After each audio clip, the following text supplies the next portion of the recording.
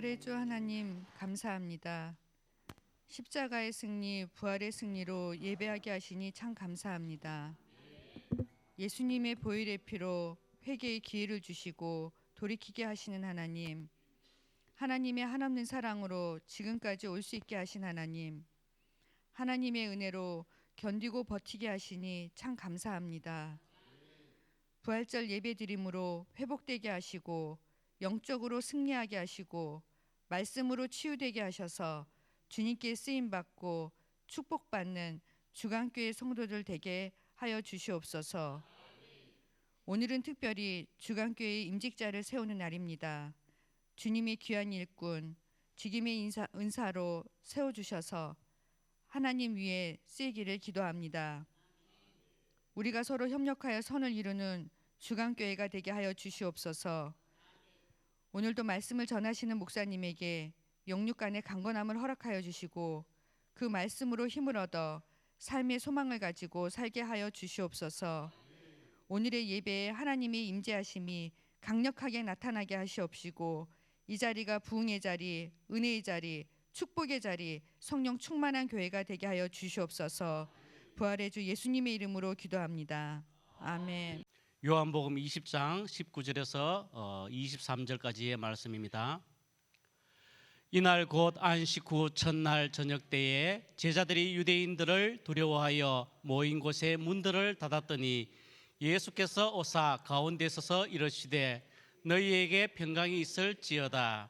이 말씀을 하시고 손과 옆구리를 보이시니 제자들이 주를 보고 기뻐하더라. 예수께서 또 이르시되 너희에게 평강이 있을지어다. 아버지께서 나를 보내신 것 같이 나도 너희를 보내노라. 이 말씀을 하시고 그들을 향하사 숨을 내쉬며 이르시되 성령을 받으라. 너희가 누구의 죄든지 사하면 사하여질 것이요 누구의 죄든지 그대로 두면 그대로 있으리라 하시니라. 아멘. 할렐루야.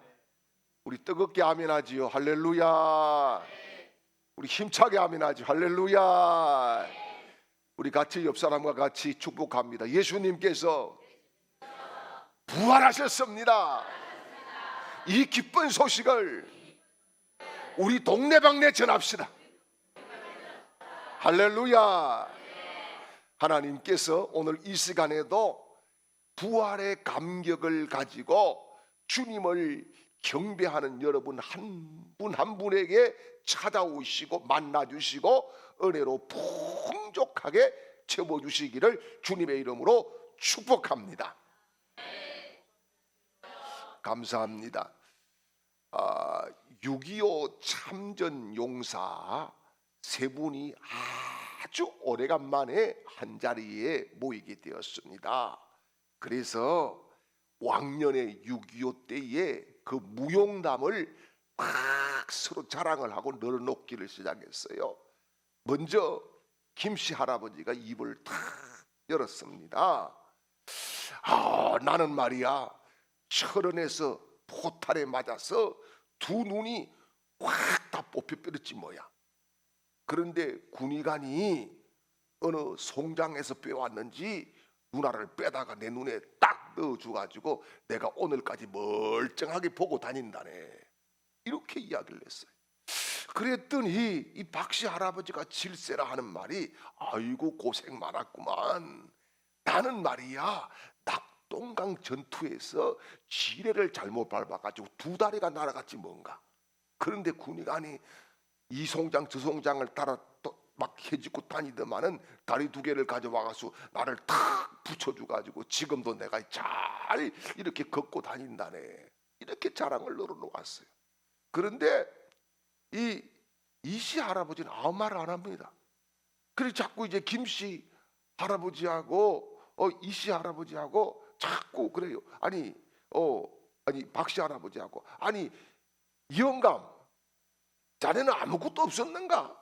자꾸 이러니까 이씨 할아버지가 짠탄하는 표정을 지으면서 하는 말이 자네들 참 고생 많았네. 눈도 빠지고 다리도 다 없어지고 하지만 나는 말이야 백마고지에서 세 번 죽은 것밖에 없어.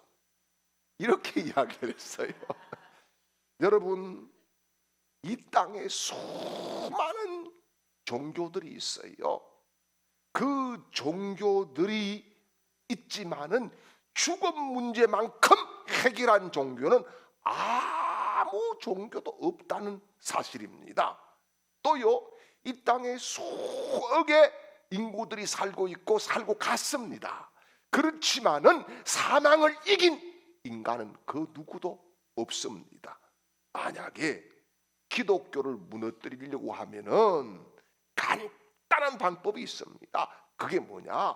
예수님이 지금도 묻혀 있는 그 무덤을 발견하면은 기독교는 완전히 무너져 버리는 겁니다. 그런데 아무리 그렇게 하려고 해도 할 수가 없습니다. 왜입니까? 예수님은 죽은 자 가운데서 살아나셨기 때문인 줄 믿으시기를 축원합니다. 성경은요, 예수 그리스도의 부활에 대해서 얼마나 많이 이야기하는 것 같습니까? 몇 번 정도 될 것 같아요? 잘 모르시겠지. 우리는 숫자에 늘 약해요. 숫자에 많이 약해. 예수님께서 부활할 것이다, 또 부활했다, 이 말씀이 성경에 적어도 400번 이상 반복해서 나오고 있습니다. 메시지는 두 가지입니다. 첫 번째는 뭐냐? 예수 그리스도께서 부활하실 것이다 라고 하는 예언적인 선포입니다. 두 번째는 예수님이 부활했어요 라고 하는 확정적인 선포인 것입니다. 여러분, 어떤 사람도 흉내낼 수 없는 사실이 있다고 하면 바로 예수 그리스도 우리의 주님의 부활인 줄 믿습니다. 그래서 부활절이야말로 여러분 기독교인들에게 가장 아름다운 축제 날인 거예요. 이날은 여러분 잔치하는 날인 거예요. 이날처럼 좋은 날이 없는 거예요. 예수님이 오신 성탄절도 중요하지만은 성탄절이 부활절이 없다고 하면 의미가 없는 거예요. 여러분, 그래서 오늘도 우리가 부활하신 주님께 경배하고 우리의 전부를 쏟아붓고 우리가 그분을 증거하고 그분의 사랑에 같이 하나가 되어서 살아갈 수 있는 복된 우리 성도들이 되시기를 주님의 이름으로 축원합니다. 여러분, 천지 창조가 없는 종교가요 어떻게 영생을 이야기할 수 있어요? 부활이 없는 종교가 어떻게 구원을 이야기할 수가 있는 거예요? 여러분, 특별히 어느 시대든요 부활에 대해서 형식적으로 넘어갔던 시대는 영적으로 굉장히 핍절해졌습니다. 그리고 힘들어졌습니다. 고난을 당했습니다. 그런데 이 부활에 대해서 막 자기의 부활로 받아들이고 증거를 하면서 주님의 부활을 인정했던 그런 시대는요 부흥이 저절로 일어났습니다. 여러분, 오늘 본문 말씀은 부활하신 예수님께서 당일 저녁에 제자들을 찾아오셔서 친히 해주신 말씀입니다. 그 말씀 첫 마디가 뭐냐? 19절 말씀이에요. 같이요. 이날 곧 안식 후 첫날 저녁 때에 제자들이 유대인들을 두려워하여 모인 곳에 문을 닫았더니 예수께서 오사 가운데 서서 이르시되 너희에게 평강이 있을지어다. 아멘. 여기 첫 번째 뭐예요? 평강이 있을지어다. 여러분 모두에게 오늘 주님의 평강이 있기를 축복합니다. 우리 옆 사람과 같이 한번 축복하죠. 평강이 있기를 바랍니다. 평강을 누리시기를 바랍니다. 할렐루야. 여러분, 제자들이 오늘 말씀을 보니까 유대인들을 두려워했다. 그래서 뭐라고 그래요? 모인 곳에 문을 다 닫았다, 이렇게 이야기하는데, 여러분 이들이 다락방 깊숙한 곳에 앉아서 무엇했습니까? 아무것도 하는 게 없어요. 단지 두려워서 무서워서 벌벌 떨고 있는 거예요. 그런데 오늘 본문을 보니까 문을 닫았다는 것이 단수가 아니에요. 문 한쪽만 닫았다, 정문만 닫았다, 이게 아니에요. 문이란 문은 다 걸어 잠그고 닫았다, 복수로 쓰여지고 있어요. 그런데 더 큰 문제가 뭐냐 하면은 여러분, 이들이 다락방에 있는 문들마다 다 걸어 잠근 것만 문제가 아니라 이들의 마음의 문까지 다 걸어 잠그고 있었다는 사실이에요. 여러분, 오늘 이 아침에도 우리가 마음의 문을 활짝 열 때에 주님께서 찾아오실 줄 믿습니다. 주님께서 들어오실 줄 믿습니다. 우리가 마음을 활짝 열 때에 은혜가 넘치게 될 줄 믿습니다. 우리가 마음을 열어서 주 예수여 오시옵소서 환영할 때에 성령이 우리에게 기름 부어주실 줄 믿으시기를 축원합니다. 제자들이 왜 이렇게 문을 닫았어요? 두려웠기 때문이다, 이렇게 말씀을 하시는데, 이때에 주님이 찾아오셨습니다. 문을 두드리고 노크하고 오신 것이 아닙니다. 제자들이 문을 열어준 것도 아니에요. 그런데 주님께서 찾아오셔서 우뚝 서 계신 것입니다. 그러면서 뭐라 그럽니까? 너희에게 평강이 있을지어다, 이렇게 말씀합니다. 여러분, 두려움에 떨고 있고 불안과 공포에 신음하는 제자들에게 오늘 21절 말씀에 넘어가서도 재차 강조해 주시고 있는 것이 뭡니까? 21절에요, 예수께서 또 이르시되 너희에게 평강이 있을지어다. 아버지께서 나를 보내실 것 같이 나도 너희를 보내노라. 아멘. 자, 재차 평강이 있을지어다. 얼마나 두려워했는지를 우리는 가히 짐작할 수 있는 거지요. 주님이 지금 한 번만 평강이 있을지어다, 이게 아니라 다시 연이어서 평강이 또 있을지어다, 이렇게 말씀을 합니다. 여러분, 그것만 아니에요. 26절로 넘어가서 또 봐요. 26절, 여드레를 지나 제자들이 다 집안에 있을 때 도마와 함께 있고 문들이 닫혔는데 예수께서 오사 가운데 서서 이르시되 너희에게 평강이 있을지어다 하시고, 아멘. 자, 이 제자들이 얼마나 공포스러웠으면 모일 때마다 문 닫고 있는 거예요. 여러분, 이스라엘에 문 닫고 있는 것은 고역입니다. 가서 실질적으로 지금 이렇게 선선한 이런 날씨가 아니에요. 기후가 아니에요. 여러분, 이 이스라엘은 보통 섭씨 40도가 넘어버려요. 그런데 문을 꽁꽁 닫고, 이 당시 에어컨 있었나요? 선풍기를 좀 틀어놨을까요? 아무것도 없어요. 그런데 거기에 땀을 빨빨빨빨 흘리면서 왜 이렇게 문을 닫고 있어요? 두려워서, 무서워서, 평강이 없었어. 그래서 주님께서 뭐라 그래요? 평강이 있을지어다, 이렇게 말씀합니다. 여러분, 평강이 있을지어다, 이것은 단순히 너희에게 평강이 있기를 나는 바래, 이 정도의 인사가 아닙니다. 이 말씀 속에는 한마디로 너희들이 나를 배신했잖아, 다 용서된 거야. 이들의 배신과 실패를 정리를 해주신 한마디의 말씀이 평강이 있을지어다, 이 말씀인 거예요. 뿐만 아니에요. 이 한마디의 말씀에 공포가 사라졌어요. 이 한마디의 말씀에 두려움이 눈 덮듯 다 녹아버렸어요. 이 한마디의 말씀에 의심의 먹구름이 다 달아나게 되었어요. 여러분, 이 샬롬, 평강은 영적인 충만함과 아울러서 정신적인 평안과 또 더 나아가서 육체적인 건강, 그리고 삶의 풍요까지 포함된 것인 줄 믿으시기를 축원합니다. 오늘 부활절 아침에 주의 집을 나온 여러분 모두에게 주님이 찾아오셔서 이 아침에 여러분 문제로 고민하고 아파하고 슬퍼하고 두려워 떠는 저와 여러분에게 평강이 있을지어다, 평강이 있을지어다, 이렇게 말씀해 주시고 우리의 모든 것을 해결해 주실 줄 믿으시기를 축원합니다.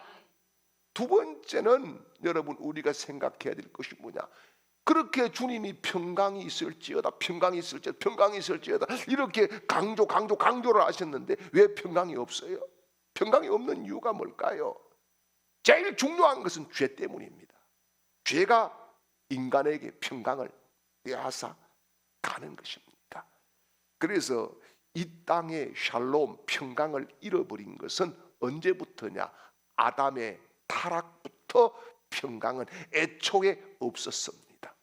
평강이 없어서 생겨난 문제가 하나님과 분리입니다. 사람과의 분리입니다. 서로 만나면 좋은 것 같은데 조금 지나면 다 전투를 벌이게 되는 겁니다. 어제의 동지가 오늘의 적이 되기도 하는 겁니다. 지금도 세계 곳곳에 전쟁이 일어나면서 자기네들이 옳다고 자꾸 이야기를 합니다.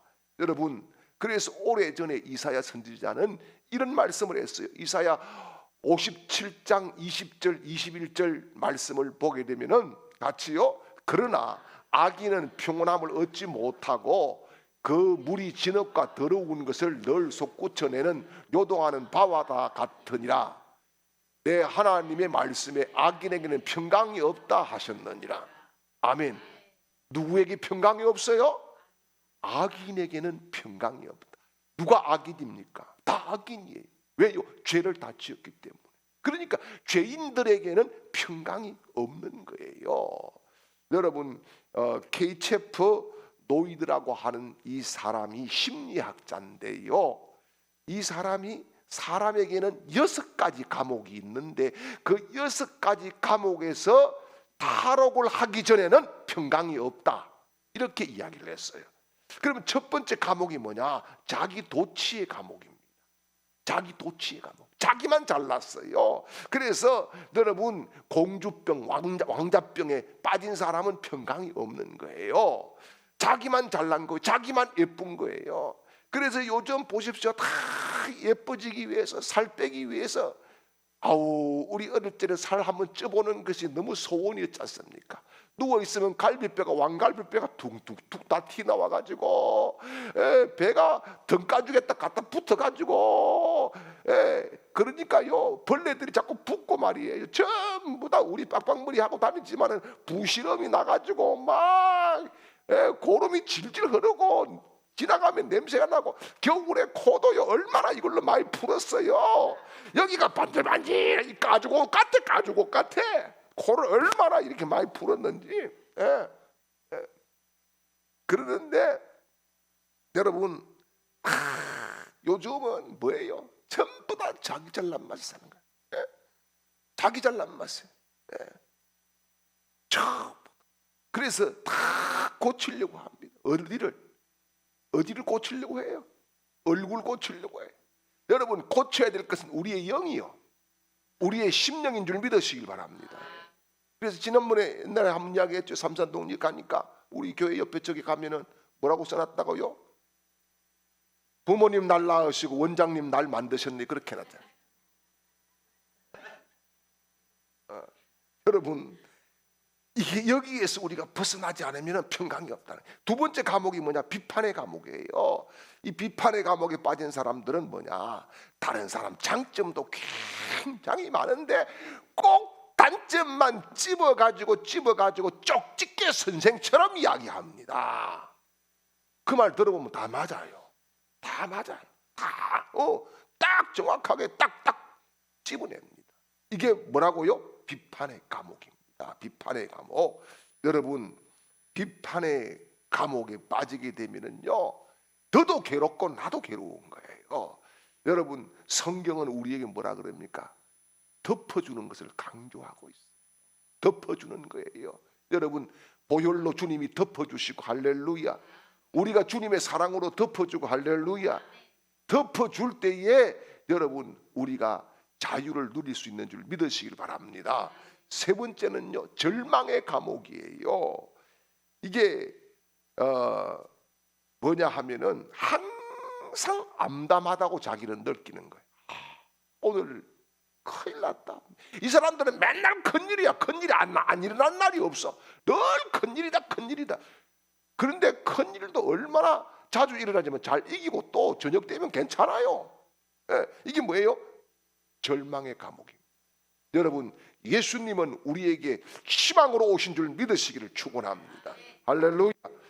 그 다음에 과거 지향적인 감옥이에요. 이거는 옛날만 좋았어. 그때만 좋았어. 그때가 황금 시대인 거예요. 여러분, 우리 주님은 우리의 과거를 따지지 않습니다. 우리의 과거를 용서하셨습니다. 우리의 앞길을 열어주시는 분인 줄 믿으시길 바랍니다. 다섯 번째는 선망의 감옥이에요. 선망의 감옥. 이게 뭐예요? 다른 사람 거는 다 무조건 좋게 보이는 거예요. 다 좋게 보입니다. 여러분, 그 요즘 이 40대, 30대 아니면 50대, 60대 이 남자들이 제일 싫어하는 남자가 누군지 압니까? 옆집 남장기라요. 왜요? 마누라가 옆집 아줌마 만나고 오면은 막 자기 자랑, 자기 신랑이 뭐 이렇게 했고 저렇게 했고 하니까 비교를 하니까 저거 남편은 택도 아니게 모자라는 게 이런 모자라니 하고 내가 일생을 살았다는 것이 날마다 억울한 기라. 그러니까 그 옆집 아저씨가 최고로 좋아 보이고, 그러니까 신랑이 열받아가지고 그놈하고 살아라 막 이렇게 했다는 하는 거 아닙니까? 여러분, 하나님은 우리에게 가장 좋은 것을 주신 줄 믿으시길 바랍니다. 가장 좋은 교회를 주시고 할렐루야, 가장 좋은 동력자를 주시고 할렐루야, 가장 귀한 은혜를 베풀어 주시는 줄 믿으시길 바랍니다. 그리고 여섯 번째는요, 시기와 정오와 질투의 감옥인 거예요. 다른 사람 잘 되면은 절대 못 봐. 옛날에는 사촌이 논을 사면 뭐해요? 배가 아팠어. 요새는 사촌이 차를 사면 교통경찰 시험 친다 그러잖아요. 시험 쳐. 그 어려운 걸 또 치야 되는 거예요. 왜? 저놈이 차를 샀기 때문에 사촌이. 여러분, 우리는 스스로에게 응원도 해야 되지만 누군가에게 힘이 되어 주시길 바랍니다. 우리 옆 사람과 한번 축복할까요? 내가 당신의 힘이 되어 줄게요. 한번 해봅시다. 제가 장로님들의 힘이 되어 드릴게요. 제가 권사님들의 힘이 되어 드릴게요. 제가 집사님들의 힘이 되어 드릴게요. 제가 우리 성도들의 힘이 되어 드릴게요. 할렐루야, 할렐루야. 그리고 마지막 한 가지 감옥이 더 있어요. 그게 뭐냐? 죽음의 감옥이라고 하는 거예요. 죽음의 감옥에 벗어날 수 없다라고 하면은 늘 공포스럽게 살아갈 수밖에 없는 겁니다. 여러분, 죽음은 끝나는 세계가 아니라 하나님께로 가는 세계인 줄 믿으시기를 축원합니다. 그리고 여러분, 중요한 것이 뭐냐? 세 번째는요, 오늘 22절 말씀을 볼게요. 22절입니다. 이 말씀을 하시고 그들을 향하사 숨을 내쉬며 이르시되 성령을 받으라. 아멘. 여러분, 성령을 받으면 평강이 임할 줄 믿으시길 바랍니다. 아무리 평강 샬롬 해도 내 속에 성령이 강력하게 역사하지 않으면 누구나 다 두려운 거예요. 누구나 다. 암담한 일들 앞에 누가 안 두려워해? 공격해오는 사단 앞에 누가 안 두려워? 내 속에 성령이 계실 때에 여러분 정말 모든 것을 이기는 저력 있는 거룩한 용사가 될 줄 믿으시길 바랍니다. 그래서 평강은 뭐냐? 성령이 우리에게 주시는 선물이고 열매인 줄 믿으시길 바랍니다. 그래서 오늘 본문 말씀을 보게 되면은 평강과 성령을 연결시켜주고 있는 것을 볼 수 있어요. 성령은 연약한 자를 강하게 하시는 줄 믿습니다. 슬픈 자를 기쁘시게 하는 줄 믿습니다. 냉일한 자를 뜨거운 사람으로 만들어 주시는 줄 믿습니다. 무식한 사람에게 지혜를 주시는 줄 믿습니다. 교만한 자를 겸손하게 만들어 주시는 줄 믿습니다. 두려움에 떠는 제자들에게 평강을 주신 줄 믿으시기를 축원합니다. 여러분, 22절 말씀을 보면 숨을 내쉬며 그랬어요. 숨을 내쉰다. 여러분, 이게 중요합니다. 도대체 그분이 숨을 왜 내셨을까? 숨을 왜 내셨어요? 여러분, 숨을 후 뱉었다 이 말씀이잖아요. 이것은 어떻게 보면 에스겔 골짜기에 마른 뼈를 우리가 상상해 볼 수가 있어요. 지금 마른 뼈가 온 골짜기에 수북하게 가득 차 있습니다. 그런데 하나님께서 에스겔에게 이야기합니다. 인자야, 사방에서 생기를 불어넣어라. 그렇게 말씀을 하지요. 그래서 어떻게 합니까? 사방의 생기가 이 뼈에게 들어가니까 뼈가 움직이기를 시작하는 거예요. 그리고요, 살이 나고 신경이 돋고 큰 여호와의 군대가 되었다. 그런 말씀입니다. 사랑하는 여러분, 저는 그 말씀을 보고 제가 힘들고 어려울 때 꼭 하는 기도가 한 번씩 있어요. 동서남북에 흩어져 있는 돈들아 김성열 통장에 들어올지어다, 이렇게. 근데 들어왔어요. 얼마가 들어왔느냐? 지난번에 6원이 들어왔어요. 뭐 이자가 해가지고 6원이 들어왔더라고. 여러분, 우리가 하나님의 말씀을 나에게 적용시키고 응용시켜야 이게 삶에서 증거가 되는 거예요. 그래서 이 호흡이라고 하는 것은 루하크라고 하는 이 히브리어를 쓰고 신약에서는 푸뉴마라고 하는 이 단어를 쓰는데 이것은 생기, 생명, 성령 같은 의미를 가지고 있는 거예요. 그래서 주님께서 숨을 후 내쉴 때에 너희가 성령을 받으라. 이게 뭐예요?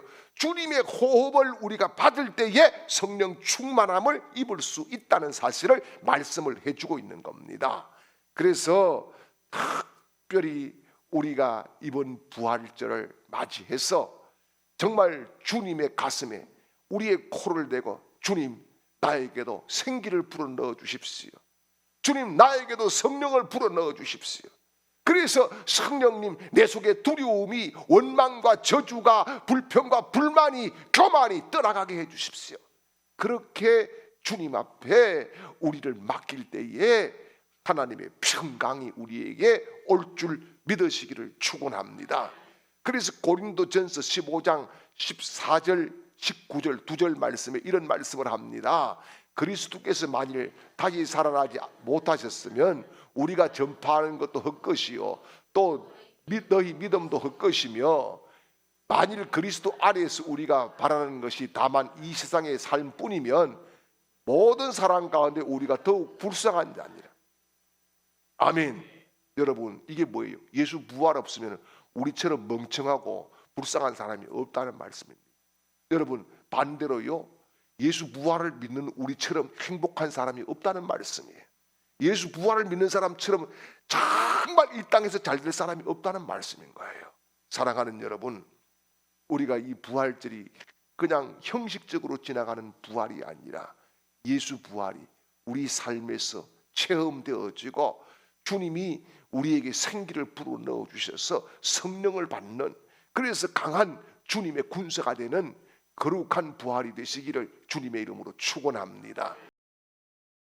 이제는 우리 구주 예수 그리스도의 크신 은혜와 하나님 우리 아버지의 극진하신 사랑하심과 성령님의 위로교통 충만케 하시는 은혜가 오늘 부활의 기쁜 소식을 전할 것을 결단하고 부활의 정인으로 나서는 우리 주강의 모든 가족들의 머리 위에와 오늘 새로운 일꾼으로 뽑힌 하나님의 백성들 그 삶 가운데와 특별히 이 시간 흩어져 있는 우리 주강의 모든 가족들의 삶의 그 현장 위에와 우리 교회와 지금도 전쟁의 공포 때문에 힘들어하는 전 세계의 전쟁 지역에 있는 모든 사람들과 우리 온 성도들에게 이제로부터 영원토록 함께 있을지어다. 아멘.